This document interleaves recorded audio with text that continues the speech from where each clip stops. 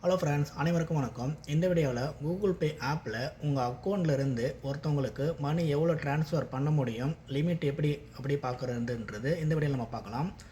உங்கள் Google குரோமை open பண்ணிக்கங்க. Open பண்ணிக்கிட்டு அங்கே சர்ச் பாக்ஸில் யூபிஐ லிமிட் அப்படின்னு சொல்லிட்டு சர்ச் பண்ணுங்கள்.